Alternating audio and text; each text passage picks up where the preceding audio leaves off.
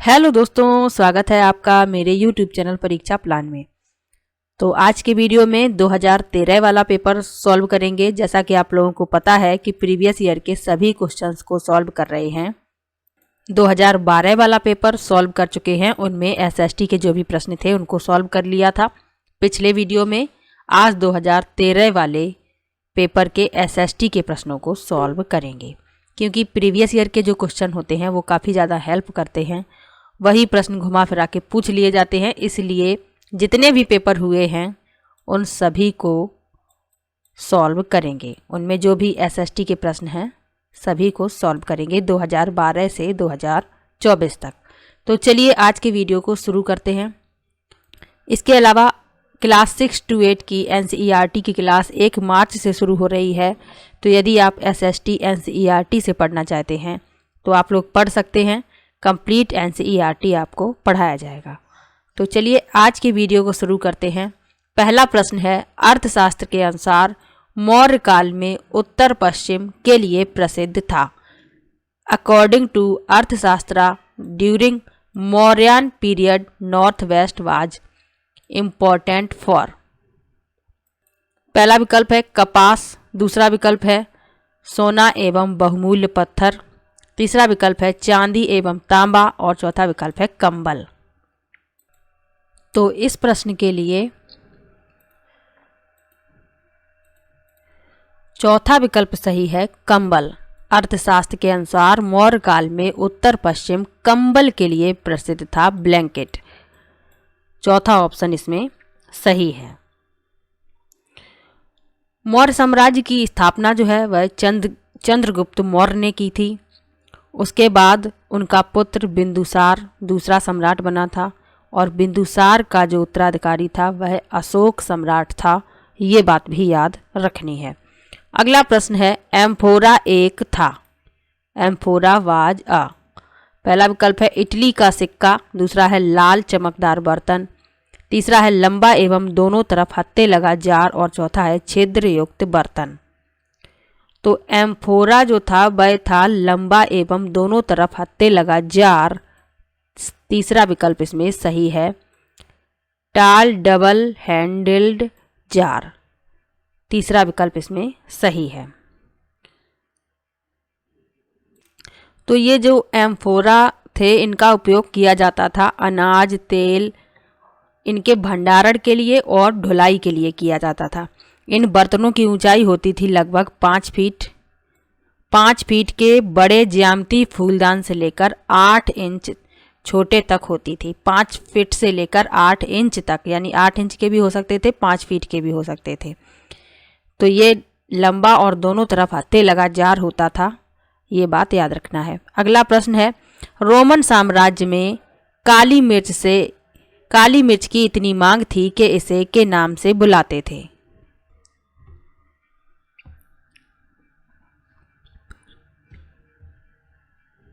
Paper was as valued in Roman Empire that as it was called। पहला विकल्प है काला जादू यानी ब्लैक मैजिक, दूसरा है काला ताबीज, तीसरा है काला पत्थर और चौथा है काला सोना। तो इस प्रश्न के लिए चौथा विकल्प सही है, काला सोना। रोमन साम्राज्य में इसकी इतनी मांग थी काली मिर्च की कि इसे काले सोने यानी ब्लैक गोल्ड के नाम से पुकारा जाता था। चौथा विकल्प इसमें सही है। अगला प्रश्न है, रहट, चरखे एवं आग्नेयास्त्रों का आविष्कार में हुआ था। Persian wheel, spinning wheel and fire arms were invented during. पहला विकल्प है प्राग ऐतिहासिक काल, दूसरा है प्राचीन काल, तीसरा है मध्यकाल और चौथा है आधुनिक काल। तो इस प्रश्न के लिए दूसरा विकल्प सही है, प्राचीन काल, एंशिएंट पीरियड। दूसरा विकल्प इसमें सही है। अगला प्रश्न है, निम्नलिखित में से किस दिल्ली के सुल्तान की प्रशंसा में एक संस्कृत प्रशस्ति पाया गया है। A Sanskrit प्रशस्ति has been found in praise of which of the following Delhi sultans. पहला विकल्प है इल्तुतमिश, दूसरा विकल्प है बलबन, तीसरा विकल्प है अलाउद्दीन खिलजी और चौथा विकल्प है फिरोज तुगलक।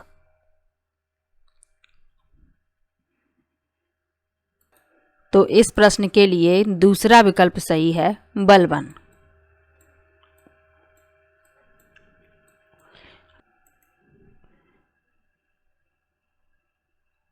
अगला प्रश्न है हिरण्यगर्भ नामक अनुष्ठान किया जाता था। पहला विकल्प है जब एक राजा किसी क्षेत्र को जीतता था, दूसरा है राजा को क्षत्रिय घोषित करने के लिए चाहे वह जन्म से क्षत्रिय न हो, तीसरा है हिरण का शिकार करने से पहले और चौथा है पुत्र के जन्म के लिए। तो हिरण्यगर्भ नामक अनुष्ठान किया जाता था राजा को क्षत्रिय घोषित करने के लिए चाहे वह जन्म से क्षत्रिय न हो, दूसरा विकल्प इसमें सही है। To declare the king as Kshatriya even if he was not one by birth, दूसरा विकल्प इसमें सही होगा। अगला प्रश्न है चोल काल में व्यापारियों के संघ को कहा जाता था। During the Chola period associations of traders were known as. पहला विकल्प है ग्रामम, दूसरा विकल्प है श्रेणी, तीसरा विकल्प है नगरम और चौथा विकल्प है सभा। तो चोल काल में व्यापारियों के संघ को नगरम कहा जाता था, तीसरा विकल्प इसमें सही है। अगला प्रश्न है नाथ साहित्य का संबंध है। नाथ लिटरेचर इज एसोसिएटेड विथ। पहला विकल्प है बंगाली से, दूसरा विकल्प है असमी से, तीसरा विकल्प है उड़िया से और चौथा विकल्प है मैथिली से। तो नाथ साहित्य का संबंध है बंगाली से, पहला विकल्प इसमें सही है। तो यह मध्यकालीन बांग्ला साहित्य की एक शाखा है और यह नाग पंथ या योग साधना पर आधारित है। अगला प्रश्न है खान अब्दुल गफ्फार खान ने उत्तर पश्चिमी सीमांत में शक्तिशाली अहिंसक आंदोलन चलाया जिसे के रूप में जाना जाता है। Khan Abdul Ghaffar Khan started a powerful non violent movement in North West Frontier Province known as.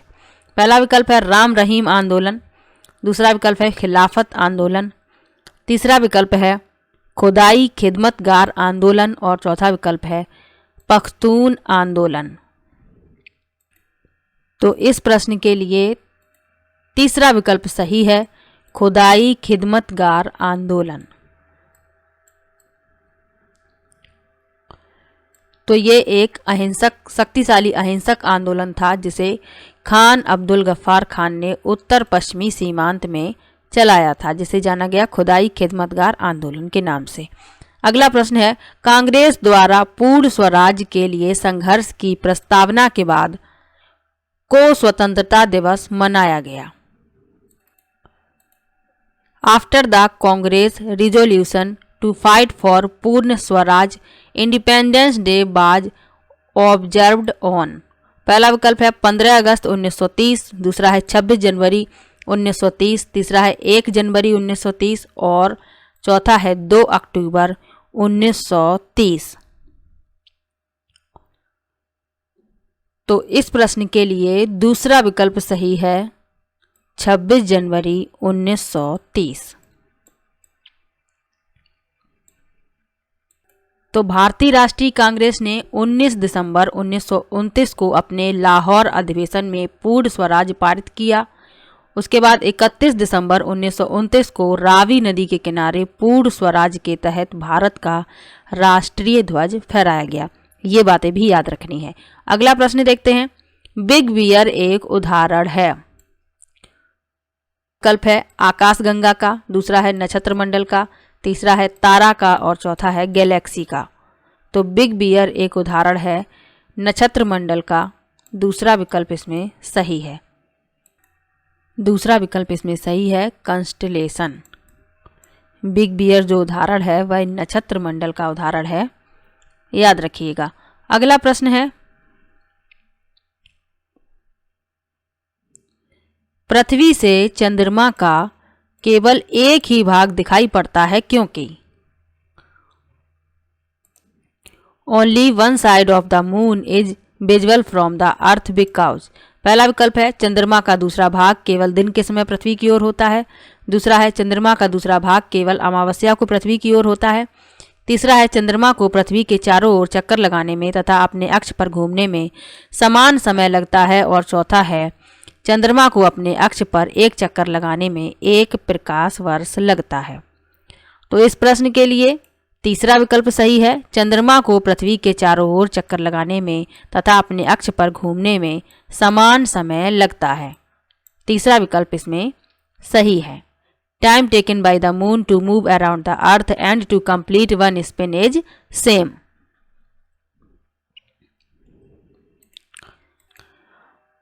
अब जो पृथ्वी है इसको अपने अक्ष पर घूमने में कितना समय लगता है, तो इसे अपने अक्ष पर घूमने में 24 घंटे का समय लगता है और सूर्य की परिक्रमा करने में इसे 1 वर्ष यानी 365 दिन का समय लगता है। और चंद्रमा जो है यह लगभग 27 दिन में अपनी धुरी पर घूमता है और पृथ्वी की परिक्रमा भी इतने ही समय में पूरा करता है। इसीलिए चंद्रमा का केवल एक ही भाग दिखाई पड़ता है पृथ्वी से। अगला प्रश्न है पृथ्वी अपने अक्ष पर घूमती है। The earth moves on its axis. पहला विकल्प है पश्चिम से पूरब की ओर, दूसरा है उत्तर से दक्षिण की ओर, तीसरा है पूरब से पश्चिम की ओर और चौथा है दक्षिण से उत्तर की ओर। तो पृथ्वी अपने अक्ष पर घूमती है पश्चिम से पूर्व की ओर। पहला विकल्प इसमें सही है, फ्रॉम वेस्ट टू ईस्ट। पृथ्वी 2 प्रकार की गति करती है, एक घूर्णन और एक परिक्रमण। घूर्णन अपने अक्ष पर घूमना घूर्णन कहलाता है और सूर्य के चारों ओर परिक्रमा करना, ये सूर्य है और सूर्य की चारों ओर परिक्रमा करना ये कहलाता है परिक्रमण। तो पृथ्वी 2 प्रकार की गति करती है। अगला प्रश्न है जैसे जैसे हम पूर्वी गोलार्ध से पश्चिमी गोलार्ध की ओर जाते हैं देशांतर रेखाओं का आकार। पहला विकल्प है बढ़ता जाता है, दूसरा विकल्प है घटता जाता है, तीसरा है समान रहता है और चौथा है पहले बढ़ता है फिर घटता जाता है। तो इस प्रश्न के लिए तीसरा विकल्प सही है, समान रहता है, रिमेन्स सेम। तीसरा विकल्प इसमें सही है। अगला प्रश्न है पृथ्वी दिन कहलाता है। पहला विकल्प है जितने समय तक सूर्य पृथ्वी पर एक विशेष स्थान पर चमकता है, दूसरा है ग्रीनविच का मानक समय, तीसरा है पृथ्वी द्वारा अपने अक्ष पर घूमने में लिया गया समय और चौथा है पृथ्वी द्वारा सूर्य के चारों ओर परिक्रमा में लिया गया समय। तो ये सभी जो प्रश्न हैं बिल्कुल एनसीईआरटी की लाइनें छपी हुई हैं। जब आप एनसीईआरटी पढ़ेंगे तो आपको ये सभी उसमें मिलेगा पढ़ने के लिए। तो इस प्रश्न के लिए तीसरा विकल्प सही है, पृथ्वी द्वारा अपने अक्ष पर घूमने में लिया गया समय, period of rotation of the earth around its axis. तो ये कहलाता है पृथ्वी दिन या पृथ्वी दिवस। अगला प्रश्न है विषुव के दिन सूर्य की सीधी किरणें पड़ती हैं। पहला विकल्प है कर्क रेखा पर, दूसरा है विषुवत रेखा पर, तीसरा है मकर रेखा पर और चौथा है आर्कटिक वृत्त पर। तो विषुव के दिन सूर्य की सीधी किरणें पड़ती हैं भूमध्य रेखा या विषुवत रेखा, इसी को ही भूमध्य रेखा कहते हैं, इसी को ही विषुवत रेखा कहते हैं। दूसरा विकल्प इसमें सही है, इक्वेटर।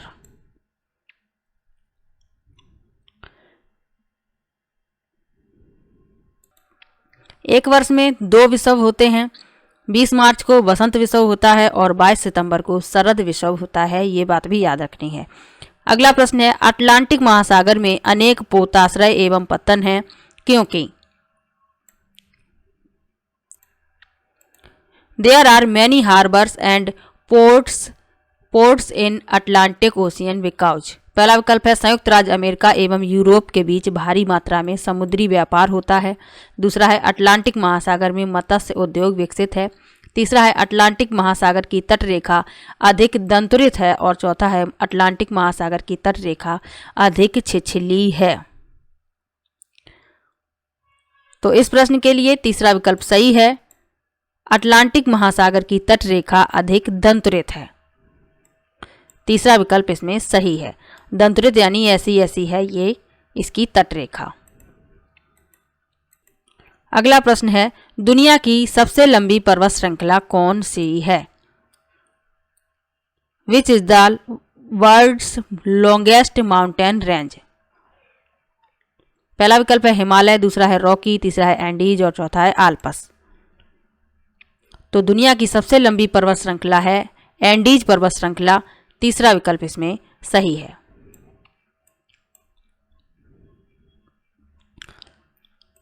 तो यह कहाँ पाई जाती है? यह दक्षिणी अमेरिका के पश्चिमी किनारे पर स्थित है।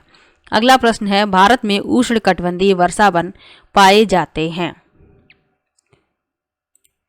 इन India tropical rain forests are found in. पहला विकल्प है मध्य प्रदेश में, दूसरा है हिमाचल प्रदेश में, तीसरा है अंडमान निकोबार द्वीप समूह में और चौथा है राजस्थान में। तो भारत में उष्णकटिबंधीय वर्षावन पाए जाते हैं अंडमान निकोबार द्वीप समूह में, तीसरा विकल्प इसमें सही है। अगला प्रश्न है लौटते मानसून के समय आर्द्र पवनें बहती हैं। पहला विकल्प है घाटी से मैदान की ओर, दूसरा है समुद्र से स्थल से समुद्र की ओर, तीसरा है समुद्र से स्थल की ओर और चौथा है पठार से मैदान की ओर। तो लौटते मानसून के समय आर्द्र पवनें बहती हैं स्थल से समुद्र की ओर, दूसरा विकल्प इसमें सही है लैंड टू सी। अगला प्रश्न है निम्नलिखित में से किसे पृथ्वी के फेफड़े कहा जाता है? Which of the following is called lungs of the earth.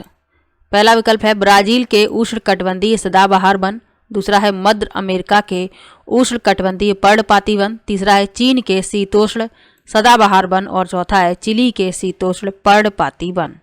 तो पृथ्वी के फेफड़े कहा जाता है ब्राजील के उष्णकटिबंधीय सदाबहार वन को, पहला विकल्प इसमें सही है tropical evergreen forest of Brazil. अगला प्रश्न है विश्व का सबसे बड़ा नदी बेसिन कौन सा है? Which is the largest river basin in the world. पहला विकल्प है गंगा नदी बेसिन, दूसरा है नील नदी बेसिन, तीसरा है मिसिसिपी नदी बेसिन और चौथा है अमेजन नदी बेसिन। तो विश्व का सबसे बड़ा नदी बेसिन है अमेजन नदी बेसिन, चौथा विकल्प इसमें सही है। ये विश्व का सबसे बड़ा नदी बेसिन है। अमेजन नदी कहाँ पर बहती है? तो यह दक्षिण अमेरिका से होकर बहती है, ये बात भी याद रखनी है। अगला प्रश्न है मलोका क्या है? पहला विकल्प है एक जनजाति, दूसरा है एक प्रकार का घर, तीसरा है एक वन्य पशु और चौथा है मलक्का का निवासी। तो मलोका जो है वह है एक प्रकार का घर, दूसरा विकल्प इसमें सही है। मलोका एक प्रकार का घर है, ए हाउस टाइप, दूसरा विकल्प इसमें सही है। अगला प्रश्न है संसाधनों का सतर्कतापूर्वक उपयोग करना तथा उन्हें नवीकरण के लिए समय देना कहलाता है। पहला विकल्प है संसाधन संरक्षण, दूसरा है सतत पोषणीय विकास, तीसरा है संसाधन प्रबंधन और चौथा है विकास प्रबंधन। तो इस प्रश्न के लिए पहला विकल्प सही है संसाधन संरक्षण, रिसोर्स कंजर्वेशन, पहला विकल्प इसमें सही है। अगला प्रश्न है रक्षक मेखला की एक विधि है। Shelter belt is a method of. पहला विकल्प है जल संरक्षण, दूसरा है मृदा निर्माण, तीसरा है बागानी और चौथा है मृदा संरक्षण। तो रक्षक मेखला यानी शेल्टर बेल्ट एक विधि है मृदा संरक्षण की, चौथा विकल्प इसमें सही है सॉइल कंजर्वेशन। अगला प्रश्न है मध्य प्रदेश में स्थित भीमबेटका एक पुरा स्थल है। पहला विकल्प है पुरा पाषाणिक, दूसरा है नव पाषाणिक, तीसरा है महापाषाणिक और चौथा है सूक्ष्म पाषाणिक। तो मध्य प्रदेश में स्थित भीमबेटका एक पुरा पाषाणिक स्थल है, पहला विकल्प इसमें सही है। अगला प्रश्न है ऋग्वेद काल में कौन से 3 देवता खासकर प्रमुख थे? पहला विकल्प है रुद्र विष्णु तथा इंद्र, दूसरा है अग्नि इंद्र तथा सोम, तीसरा है इंद्र वरुण तथा रुद्र और चौथा है अग्नि इंद्र तथा विष्णु। तो इस प्रश्न के लिए दूसरा विकल्प सही है। ऋग्वेद काल में 3 देवता प्रमुख थे, अग्नि इंद्र और सोम। अगला प्रश्न है, संस्कृत को जिस भाषा परिवार का हिस्सा माना जाता है उसे कहते हैं। पहला विकल्प है भारत आर्य, दूसरा है यूनान, तीसरा है भारत यूरोप और चौथा है भारत अरब। ये सभी प्रश्न एनसीईआरटी की लाइनें छपी हुई हैं बिल्कुल। तो संस्कृत को जिस परिवार का हिस्सा माना जाता है वह है भारत यूरोप, मिलाकर कहते हैं भारोपीय परिवार का हिस्सा। तीसरा विकल्प इसमें सही है, Indo European.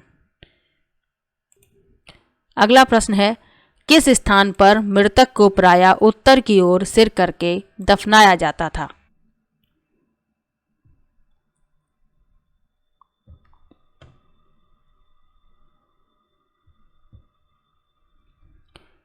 At which place it was a general practice to lay the dead with head towards north? पहला विकल्प है इनाम गांव, दूसरा है बुर्ज होम, तीसरा है मेहरगढ़ और चौथा है भीमबेटका। तो इस प्रश्न के लिए पहला विकल्प सही है, इनाम गांव में मृतक को प्रायः उत्तर की ओर सिर करके दफनाया जाता था। पहला विकल्प इसमें सही है। यह घोड़ नदी के किनारे यानी तट पर स्थित है इनाम गांव, ये बात भी याद रखनी है। अगला प्रश्न है, बुद्ध द्वारा लालसाओं व इच्छाओं की तृष्णा को निम्नलिखित में से क्या बताया गया? The Buddha described the thirst of desires and craving as. पहला विकल्प है पिपासा, दूसरा है तृष्णा, तीसरा है तन्हा और चौथा है तीव्र इच्छा। तो इस प्रश्न के लिए तीसरा विकल्प सही है, तन्हा। अगला प्रश्न है, उत्पादों की बॉन्डिंग करने से, ब्रांडिंग ऑफ प्रोडक्ट। पहला विकल्प है इसकी बिक्री बढ़ जाती है, दूसरा है बाजार में उपलब्ध दूसरे उत्पादों से इसे भिन्न करता है, तीसरा है उपभोक्ताओं के लिए आकर्षक बन जाता है, मूल्य पर छूट मिलती है। तो इस प्रश्न के लिए दूसरा विकल्प सही है, बाजार में उपलब्ध दूसरे उत्पादों से इसे भिन्न करता है। दूसरा विकल्प इसमें सही है। अगला प्रश्न है, भारतीय संविधान के किस खंड को अक्सर संविधान की अंतरात्मा कहा जाता है? पहला विकल्प है नीति निर्देशक सिद्धांतों से संबंधित खंड, दूसरा है मौलिक अधिकारों से संबंधित खंड, तीसरा है अनुसूचित जाति अनुसूचित जनजाति एवं अन्य पिछड़ा वर्ग के लिए आरक्षण नीति से संबंधित खंड और चौथा है संविधान की प्रस्तावना। तो संविधान की अंतरात्मा कहा जाता है मौलिक अधिकारों से संबंधित खंड को। दूसरा विकल्प इसमें सही है, the part of dealing with the fundamental rights. दूसरा विकल्प इसमें सही है। अगला प्रश्न है, लोकसभा के लिए कितने सदस्य मनोनीत हो सकते हैं? How many members can be nominated to the Lok Sabha? तो इस प्रश्न के लिए पहला विकल्प सही होगा, एक भी नहीं। अगला प्रश्न है, न्यायाधीश किसी मुकदमे पर निर्णय देता है? पहला विकल्प है दलीलों के आधार पर, दूसरा है दिए गए शुल्क के आधार पर, तीसरा है सबूतों के आधार पर और चौथा है पुलिस तहकीकात के आधार पर। ए जज gives decision on A case. तो इस प्रश्न के लिए तीसरा विकल्प सही होगा, सबूतों के आधार पर, on the basis of evidence. अगला प्रश्न है, निम्नलिखित में से किस पंथ पर आदिवासी प्रभाव परिलक्षित होता है? पहला विकल्प है वेंकटेश्वर पंथ, दूसरा है जगन्नाथ पंथ, तीसरा है विश्वनाथ पंथ और चौथा है अमरनाथ पंथ। तो इस प्रश्न के लिए दूसरा विकल्प सही है, जगन्नाथ पंथ। अगला प्रश्न है, संयुक्त राज्य अमेरिका में नागरिक अधिकार आंदोलन चलाया गया था। The civil rights movement was started in the USA to. पहला विकल्प है अफ्रीकी अमेरिकी के लिए मौलिक अधिकारों की मांग लेकर, दूसरा है समान अधिकार तथा नस्ल भेद को समाप्त करने की मांग लेकर, तीसरा है महिलाओं के लिए मताधिकार की मांग लेकर और चौथा है वृद्धों के लिए सामाजिक सुरक्षा की मांग लेकर। तो इस प्रश्न के लिए दूसरा विकल्प सही है, समान अधिकार तथा नस्ल भेद को समाप्त करने की मांग लेकर। दूसरा विकल्प इसमें सही है। अगला प्रश्न है, मुख्यमंत्री का चुनाव कैसे होता है? पहला विकल्प है चुनाव में बहुमत प्राप्त करने वाली पार्टी के अध्यक्ष द्वारा। दूसरा है चुनाव में बहुमत प्राप्त करने वाली पार्टी के विधायकों द्वारा। तीसरा है प्रधानमंत्री के सुझाव पर भारत के राष्ट्रपति द्वारा। और चौथा है गवर्नर की संस्तुति पर भारत के राष्ट्रपति द्वारा। तो इस प्रश्न के लिए दूसरा विकल्प सही है, चुनाव में बहुमत प्राप्त करने वाली पार्टी के विधायकों द्वारा। By the MLAs of the party which has got majority in the election. तो इस पेपर में जितने भी हिस्ट्री, ज्योग्राफी, पॉलिटी के क्वेश्चन थे उन सभी को सॉल्व कर लिया है। पेडागोजी के प्रश्नों को बाद में सॉल्व करेंगे, पहले ये सभी प्रश्नों को सॉल्व करते चल रहे हैं। पेडागोजी के प्रश्नों को बाद में सॉल्व करेंगे। तो मिलते हैं नेक्स्ट वीडियो में। तो वीडियो कैसा लगा कमेंट बॉक्स में ज़रूर बताइएगा। वीडियो को लाइक कीजिए, शेयर कीजिए और चैनल को सब्सक्राइब कर लीजिए। मिलते हैं नेक्स्ट वीडियो में, तब तक के लिए बाय बाय।